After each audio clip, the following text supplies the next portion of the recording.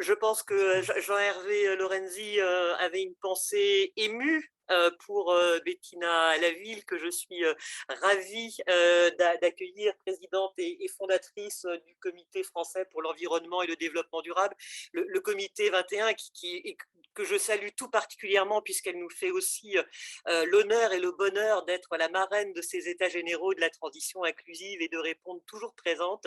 Bettina, je vous laisse la parole pour conclure cette deuxième session. Voilà, ça va. Parfait. Voilà. Bonsoir, désolée pour cet incident.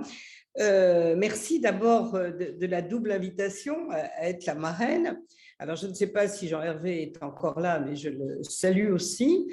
Même si j'avais c'est pour ça que j'espère qu'il est encore là, même si je voulais commencer en disant que je n'étais pas du tout d'accord avec lui, mais ça fait 30 ans qu'on est d'accord, pas d'accord, donc c'est absolument normal. Alors, je vais juste prendre la dernière intervention. J'ai écouté toutes les interventions, sauf la première. Je suis désolée, je suis arrivée un peu tard, d'Isabelle au début, et je voudrais d'abord dire que c'était passionnant parce que, en fait, à travers ces témoignages, on a l'occasion de visiter, si j'ose dire, l'ensemble des secteurs de la transition et justement dans ces territoires. Et donc, bravo pour toutes ces initiatives qui sont passionnantes. La deuxième chose, c'est que je suis très contente d'avoir écouté l'échange sur le revenu de transition. Et ce que je voudrais vous dire, c'est que nous avons repris la proposition de la Fondation Zoën et de Sophie Swatton dans le rapport sur la grande transformation qui a été élaboré par Philippe Dessertine et moi-même quand nous l'avons sorti, c'est-à-dire il y a 2 ans, nous avons sorti 12 propositions. Et là où je ne suis pas tout à fait d'accord avec Jean-Hervé, alors il a raison de dire qu'il ne faut jamais, comment dirais-je, oublier l'importance massive et qui peut faire peur d'ailleurs, il a tout à fait raison, de des transformations que nous devrons opérer. En même temps, moi, je suis tout à fait pour les expérimentations. Et ce qui est passionnant en ce moment au niveau économique, c'est que nous avons à la fois un mouvement global qui commence à émerger, enfin, en particulier d'ailleurs sur la conscientisation des fonds d'investissement. Là, il se passe quelque chose, on le voit bien à toutes les COP. Et en même temps, et c'est pour ça que le niveau des territoires est passionnant, en même temps, au niveau des territoires, on a un foisonnement d'expérimentation, justement, et ce foisonnement d'expérimentation est tout à fait passionnant parce qu'il inspire un certain nombre de personnes qui se disent c'est possible, et donc il met une société en mouvement. Et en fait, le grand problème de l'économie d'aujourd'hui, c'est de mettre en contact l'ensemble de l'économie, je dirais mainstream, comme on dit, qui quand même aujourd'hui bouge en se rendant compte de ce qu'il faudra faire pour transformer nos modes de production et de consommation, et en même temps ces expérimentations. Donc, en fait, à condition, et là il a raison, de ne pas s'en tenir là, il faut absolument justement décliner ces expérimentations. Alors, deux choses, non pas pour faire une synthèse, ça serait trop difficile, mais juste, allez, peut-être trois idées. La première, c'est que sur ce sujet fondamental de l'évolution des emplois par rapport à la transition, je crois qu'il faut se dégager d'une idée qui fait beaucoup d'illusions.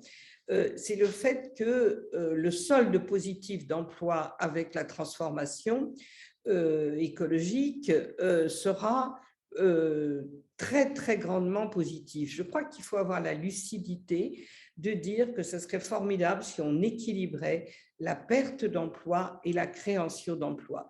Et si on n'a pas cette lucidité, on ne va pas y arriver parce qu'on va rendre déceptive la transformation au lieu de la rendre attractive. Première observation.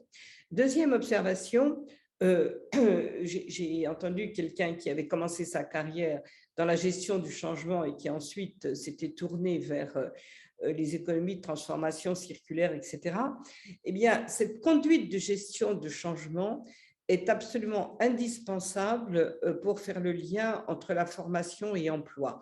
Tout simplement parce que, en fait, si vous voulez, le terme de résilience des territoires qu'on emploie toujours aujourd'hui quand on parle de transformation, il ne faut jamais oublier que dans résilience, il y a le deuil et que, en fait, il faut faire le deuil, et c'est ça qu'on a tellement de mal à faire, de certains emplois, de certaines activités, etc., auxquelles ils font renoncer parce que tout simplement elles sont carbonées ou elles font perdre de la biodiversité.